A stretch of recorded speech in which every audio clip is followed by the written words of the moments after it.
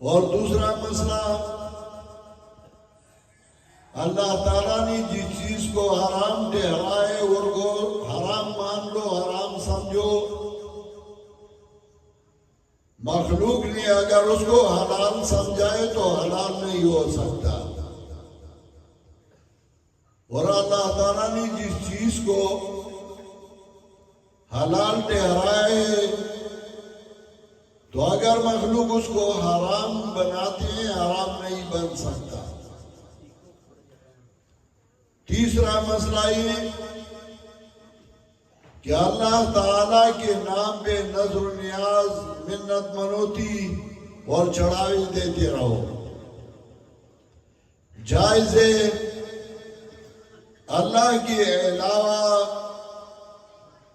مخلوق کے نام پہ نذر و نیاز، چڑھاوا، منوتی، منت منوتی، یہ ناجائز اور حرام ہے۔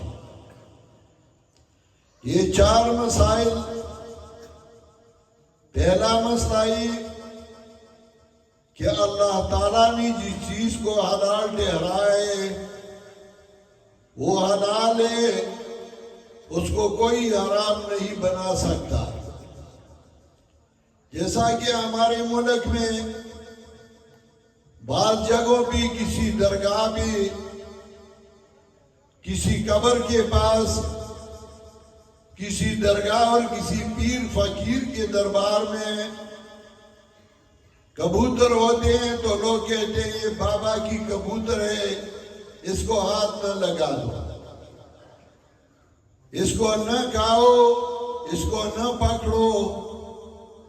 کبھی کبھار کسی چشمے میں مچھلی ہوتے ہیں تو کہتے ہیں یہ بابا کی مچھلی ہے، اس کو ہاتھ نہ لگاؤ، اور جس کسی نے اس کو ہاتھ لگایا اس کو نقصان پہنچے گا۔ یہ مسئلہ بالکل غلط ہے۔ اللہ تعالیٰ نے جس چیز کو حلال ٹھہرائے تو حلال ہے، کوئی اس کو حرام نہیں بنا سکتا۔ اور دوسرا مسئلہ، اللہ تعالیٰ نے جس چیز کو حرام ٹھہرائے وہ کوئی حلال نہیں بنا سکتا، اور اللہ تعالیٰ کے نام پہ نذر و نیاز، منت اور منوتی اور چڑھاوے دیتے رہو، اور غیر اللہ کے نام پہ نذر و نیاز اور منوتی، منت منوتی، یہ ناجائز اور حرام ہے۔ قرآن کریم میں کچھ چیزیں ایسی ہیں کہ اللہ تعالیٰ نے اس کے حرمت کا تذکرہ ایک جگہ کیا ہے، لوگ اس کو حرام مانتے ہیں، لیکن غیر اللہ کے نام پہ جب نذر و نیاز دیا جائے، چڑھاوا کیا جائے، 11ویں کا دودھ دیا جائے، قرآن کریم نے 7 دفعہ اس کو حرام ٹھہرایا ہے۔ ایک جگہ نہیں، 2 جگہ نہیں، 3 جگہ نہیں، 7 جگہ اللہ تعالیٰ نے اس کو حرام ٹھہرایا ہے۔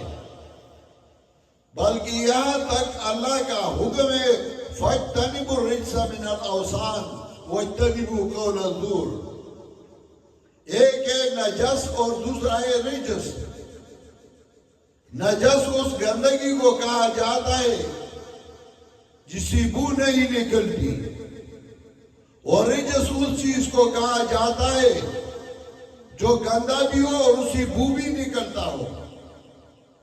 تو اللہ تعالیٰ نے نجس نہیں کہا، بلکہ اللہ تعالیٰ نے فرمایا فَاجْتَنِبُوا الرِّجْسَ مِنَ الْأَوْثَانِ، اس گندگی سے جس سے بو بھی نکلتی ہے، اور جو درگاہوں کے نام پہ نذر و نیاز اور منت منوتی چڑھاوی دی جائے وہ حرام ہے، اسے اپنے آپ کو بچاؤ۔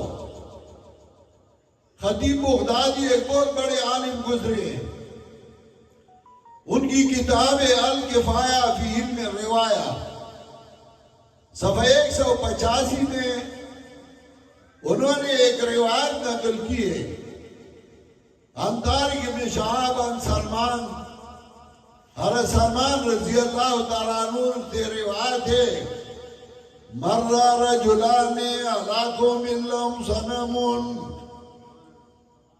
دو بندی ایک قوم پر گزری جنہوں نے درگاہ بنایا تھا. فقالوا لأحدهما قرب، ان میں سے ایک بندی کو کہا کہ نظر ڈالو، منت منوتی ڈالو، تب آپ اس رستے سے گزریں گے. جیسا کہ ہمارے علاقے میں اکثر ادھر ہوتے ہیں، اب تو ہمارے علاقے میں کھیپی میں تو اللہ تعالیٰ نے ختم کی. ادھر جب راستے سے گزرتے ہیں تو کبھی کبھار ایک قبر، ایک درگاہ ہوتی ہے، اس کے ساتھ ایک منجاور بیٹھتا ہے، اور منجاور لوگوں کو کہتے ہیں کہ نظر ڈالو، ہم کچھ ذمہ دار اور ہر چیز کا ذمہ دار ہے.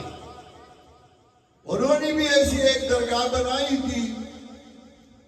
تو ایک بندے کو کہا قرب، یہاں نظر ڈالو، منت ڈالو، منوتی ڈالو. تو اس بندے نے کہا فقالوا لأحدهما قرب قال ليس عندي شيء، اس بندے نے کہا میرے پاس کوئی چیز نہیں. منجاور نے کہا قرب ولو ذبابا، منت منوتی ڈالو اگر کہ ایک مکھی ہو. اسی مکھی پکڑی اور ڈالا کہ بابا کے نام پہ، یہ درگاہ کے نام پہ نظر ہے. جب وہ مر گیا تو اللہ تعالیٰ نے اس کو جہنم بھیجا. دوسرے کو کہا کہ منت منوتی ڈالو. اس نے کہا قال ليس عندي شيء، میرے پاس کوئی چیز نہیں. منجاور کہنے لگا قرب ولو ذبابا، منت منوتی ڈالو، نظر ڈالو اگر کہ ایک مکھی ہو. تو اس بندے نے کہا ما كنت لأتقرب دون اللہ شیئا، میں اللہ کے بغیر کسی کے نام پہ نظر نہیں ڈالتا، میں اللہ کے بغیر کسی کے نام پہ منت منوتی نظر چڑھاوا نہیں کرنا.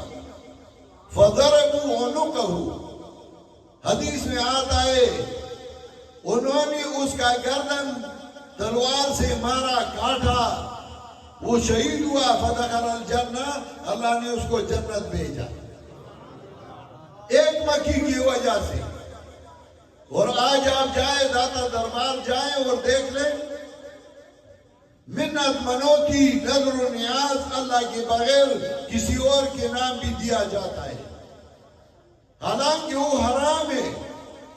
اس صورت میں اللہ رب العزت نے اس مسئلہ کو مختلف جگہوں میں ذکر کیا. سب سے پہلے اللہ نے جب اس مسئلے کا تذکرہ کیا تو اللہ نے فرمایا حرمت علیکم المیتۃ والدم ولحم الخنزیر وما اہل لغیر اللہ بہ، آپ کے اوپر حرام کیا گیا ہے مردار کھانا حرام ہے، اسی طرح خون کھانا حرام ہے، ولحم الخنزیر اور خنزیر کا گوشت حرام ہے. یہ ساری چیزیں جو اللہ نے حرام ٹھہرائی ہیں، اس میں انسان کے لیے نقصان ہے. یہ چیزیں جب کوئی کھاتا ہے تو اسے بدبو نکلتی ہے. ہندو کے پاس آپ کھڑے ہو جائیں، وہ بڑے بڑے اچھے پرفیوم لگاتے ہیں، عطر لگاتے ہیں، لیکن پھر بھی ان کے جسم سے بدبو نکلتی ہے. خنزیر کا گوشت اللہ نے حرام کر دیا. کیوں؟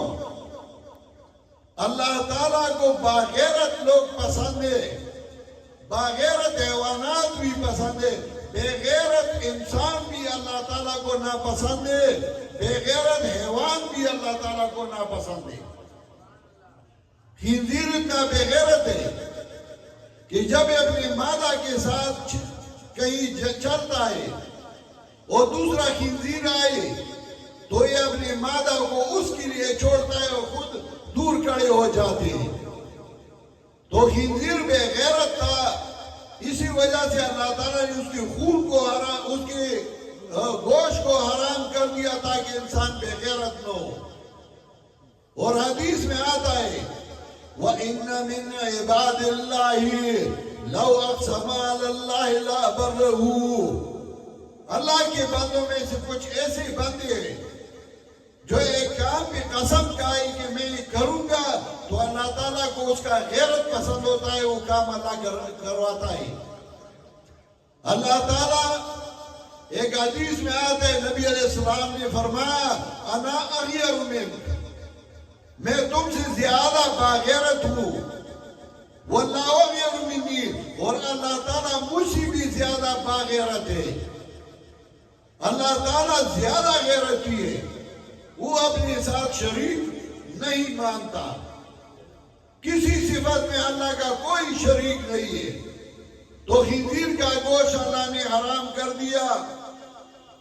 پھر اللہ نے فرمایا وَمَا أُهِلَّ لِغَيْرِ اللَّهِ بِهِ، اور وہ کلمہ حرام ہے جس پہ آواز نکالا گیا کہ اللہ کے بغیر کسی اور کے نام پہ نظر اور من ہوتی ہے، وہ کلمہ بھی حرام ہے، وہ چیز بھی حرام ہے، جیسا کہ سورہ حج میں اللہ نے فرمایا فَاجْتَنِبُوا الرِّجْسَ مِنَ الْأَوْثَانِ، اس کو رجس کہا گیا۔ آج کل لوگ کہتے ہیں یہ خوردہ ہے، بابا کی زیارت کا، ولی کی زیارت کا خوردہ، یہ حرام ہے۔ تو اس صورت میں اللہ نے 4 مسائل بیان کیے۔ میں نے جس آیت کی تلاوت کی تھی اس میں اللہ تعالیٰ اور انسانوں کا معاہدہ ہے۔ قرآن کریم میں ساری معاہدے ہیں، وعدے ہیں، اللہ کی طرف سے وعدہ، انسانوں کی طرف سے وعدہ، تم یہ کرو میں تمہارے لیے یہ کروں گا، اگر تم نے یہ نہ کیا میں یہ نہیں کروں گا۔ قرآن کریم میں اللہ تعالیٰ نے امم سابقہ کا بھی تذکرہ کیا۔ تو اس ایک آیت میں اللہ رب العزت کا معاہدہ ہے انسانوں کے ساتھ، بنی اسرائیل کے ساتھ، اور ان سے بھی کچھ معاہدے طلب کیے۔ تو اللہ تعالیٰ نے 3 چیزیں ذکر کی، میں تمہیں یہ دوں گا، اور 5 چیزیں ذکر کی، تم یہ دے لو مجھے میں تمہیں یہ دوں گا۔ تو اس آیت میں اللہ نے فرمایا پہلا معاہدہ وَقَالَ اللَّهُ إِنِّي مَعَكُمْ، اللہ نے فرمایا میں تمہارے ساتھ ہوں۔ کیا مطلب؟ میں تمہارا نصرت کروں گا، میں تمہارا امداد کروں گا، میں تمہیں مضبوط بنا دوں گا، بشرطے کہ تم یہ چند کام کرے۔ پہلا یہ کہ بدنی عبادت میرے لیے کرو، دوسرا یہ کہ مالی عبادت میرے لیے کرو، تیسرا یہ کہ میں نے جو رسول بھیجے ان پر ایمان لاؤ، اور چوتھا یہ کہ ان کی تائید کرو، اور پانچواں یہ کہ اللہ کے راستے میں اللہ کی دین پہ خرچ کرتے رہو۔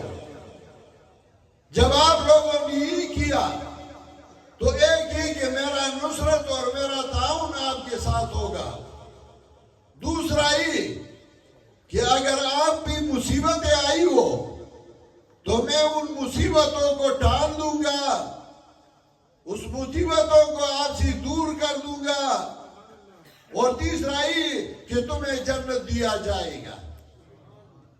تو اللہ تعالیٰ نے معاہدے ذکر کیے۔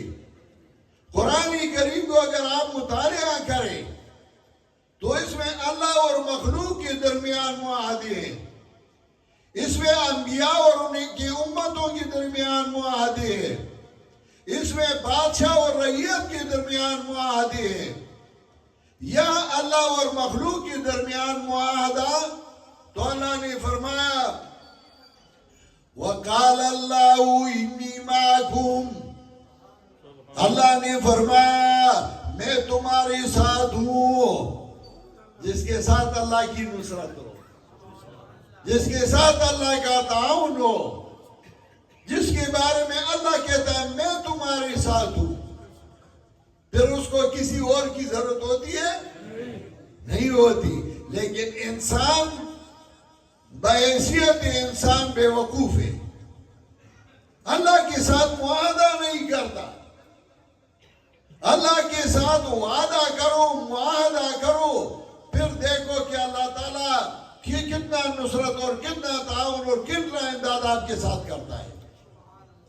جب اللہ نے خود کہا, اگر ایک بندہ بہت بڑا بن جائے, کہتا ہے میرا اس چو کے ساتھ دوستی ہے, اس سے بڑا ہو میرا ڈی ایس پی کے ساتھ تعلق ہے, اس سے بڑا ہو کہتا ہے میرا ڈی پی او کے ساتھ تعلق ہے, اس سے بڑا ہو, اس سے بڑا ہو, آخر کار کہتا ہے میرا وزیر اعظم کے ساتھ تعلق ہے. لیکن وزیر اعظم نے کبھی کہا ہے کہ میرا تعلق فلاں کے ساتھ ہے؟ اور ادھر اللہ کہتا ہے کہ میرا تعلق آپ کے ساتھ ہوگا, میرا نصرت اور امداد آپ کے ساتھ ہوگا, بشرطے کہ تم یہ کرو. وَلَقَدْ أَخَذَ اللَّهُ مِيثَاقَ بَنِي إِسْرَائِيلَ وَبَعَثْنَا مِنْهُمْ اثْنَيْ عَشَرَ نَقِيبًا وَقَالَ اللَّهُ إِنِّي مَعَكُمْ لَئِنْ أَقَمْتُمُ الصَّلَاةَ. اگر آپ لوگوں نے نماز ادا کیا,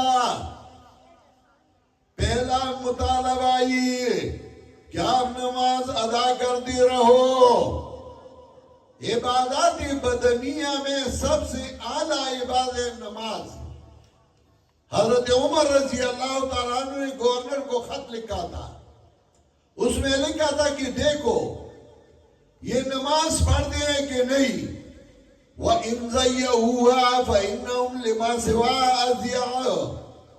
اگر یہ نماز نہیں پڑھتے, اس کو ضائع کیا ہے, تو پھر یہ دوسرے احکام کو بھی ضائع کرتے رہیں گے. ہماری بدقسمت یہ ہے کہ کچھ ایسے خطیب ہوتے ہیں جو ساری رات تقریر کرتے ہیں, صبح کا نماز نہیں پڑھتے, فجر کا نہیں. نماز یہ ضروری ہے. اسی وجہ جب میں پنجاب آتا ہوں تو پہلا مجھے ساتھی کہتے ہیں آپ کھانے میں کیا پسند کرتے ہیں, ناشتے میں میں کہتا ہوں یار میں سوکھی روٹی بھی کھا سکتا ہوں. میں نے بہت کچھ کہا ہے, اللہ تعالیٰ نے بہت کچھ دیا ہے. ساتھیوں کے پاس میں پانی کے ساتھ سوکھی روٹی بھی کھا سکتا ہوں, اس کی ضرورت نہیں ہے. لیکن میرا ایک شرط ہے. وہ کہتے ہیں کون سا؟ میں کہتا ہوں مجھے سب سے پہلے ٹائم دے دو تاکہ میں جلدی فارغ ہو جاؤں اور سو جاؤں. پھر صبح اٹھتا ہوں اپنے ٹائم بھی. لیکن یہ نہیں کہ آدھی رات صبح تک تقریر کرتے رہو پھر سوئے ہو اور فجر کا نماز بھی نہیں پڑھتے. کچھ لوگ ایسے ہوتے ہیں.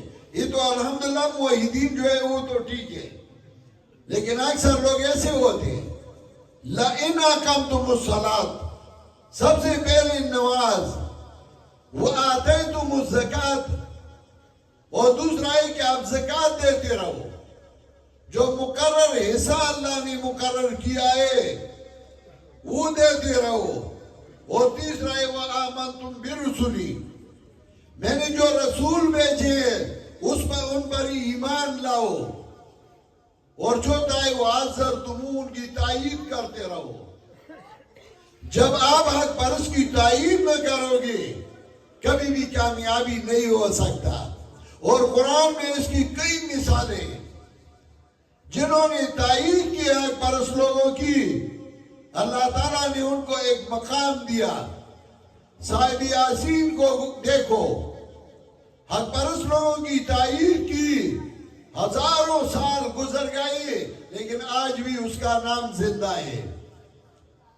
رجل مومن کو دیکھو سورہ مومن میں, ہزاروں سال گزر گئے لیکن اس نے حضرت موسیٰ علیہ السلام کی تائید کی تھی, اس کا نام زندہ ہے.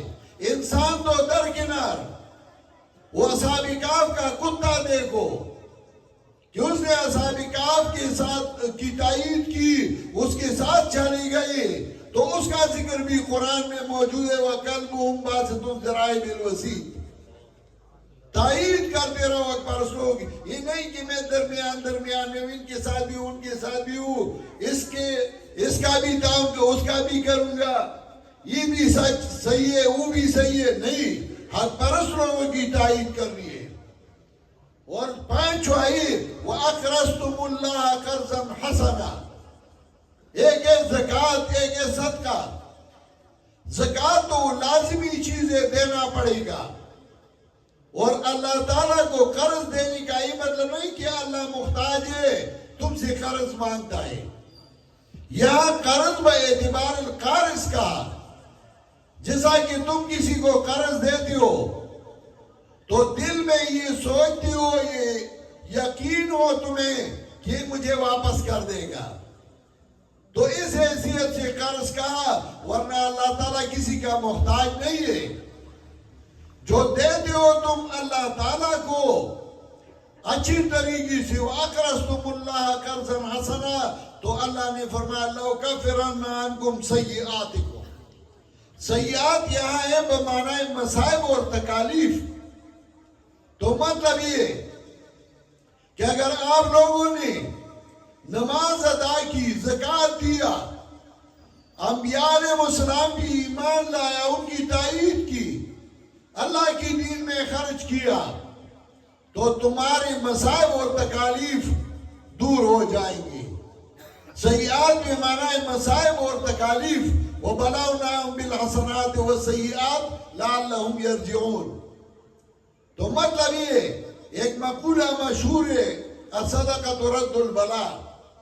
صدقہ دیتے رہو, مصیبتیں دور ہوتی رہیں گی. اس کا مطلب یہ کہ اللہ تعالیٰ تمہاری مصیبتوں کو ٹال لے گا. اور تیسرا یہ کہ اللہ تعالیٰ نے فرمایا وَلَأُدْخِلَنَّكُمْ جَنَّاتٍ تَجْرِي مِن تَحْتِهَا الْأَنْهَارُ, تمہیں جنت دیا جائے گا جو نعمتوں والا جنت ہے. اور پھر اللہ نے فرمایا فَمَنْ كَفَرَ بَعْدَ ذَلِكَ مِنْكُمْ فَقَدْ ضَلَّ سَوَاءَ السَّبِيلِ.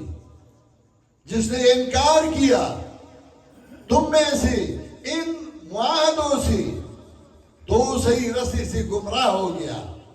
قرآن کریم یہ صرف عقیدے کا اصلاح نہیں, یہ معاشرہ پبلک لائف کے لیے بھی ایک بہترین قانون ہے. اس میں معاشرے کی بھی اصلاح ہے, لیکن قرآن سیکھنا چاہیے, صرف سننا نہیں. یہ ہماری ذمہ داری ہے کہ ہم قرآن کریم کو سیکھیں, سکھائیں اور اس پہ عمل کریں. ہماری جماعت کے فارم رکنیت میں بھی یہ شرط ہے کہ ہمارا رکن وہ ہوگا جو یا قرآن سیکھے یا سکھائے یا قرآن والوں کی خدمت کرے. اللہ تعالیٰ ہم سب کو توفیق دے کہ ہم اللہ کی کتاب کی خدمت کریں. میں تو جب بھی پنجاب آتا ہوں تو میں صرف ملاقات کے لیے آتا ہوں کہ آپ لوگوں سے ملاقات ہو جائے گی, یا تھوڑا سا میں آپ سے ملوں گا, مجھ سے ملیں گے, اور شاید آپ میں سے کوئی ایسا ہوگا جو ہمارے لیے دعا کرے اور وہ اللہ کے دربار میں قبول ہو جائے. اسی نیت سے. اور پھر حافظ آنند صاحب اور ان کے جو بھائی اور والد صاحب ہیں, ان کے ساتھ تو ایک تعلق ہے ہمارا, تو اسی وجہ سے ہم آتے ہیں, آپ سے ملتے ہیں ہمیشہ. جیسا کہ آپ لوگوں کی دلوں میں محبت ہے, الحمدللہ ہمارے دلوں میں بھی اس سے کم نہیں. آپ لوگوں کے ساتھ محبت ہے, ملنے اور ملاقات کے لیے ہم آتے ہیں. باقی تقریر جو ہے میرے خاص شاگرد مولانا احمد جمشید صاحب, میں اس کو زیادہ وقت دیتا ہوں تاکہ وہ زیادہ تقریر کرے اور اچھے انداز میں آپ کی رہنمائی کرے اور قرآن کی طرف ترغیب دے. وآخر دعوانا ان الحمدللہ رب العالمین.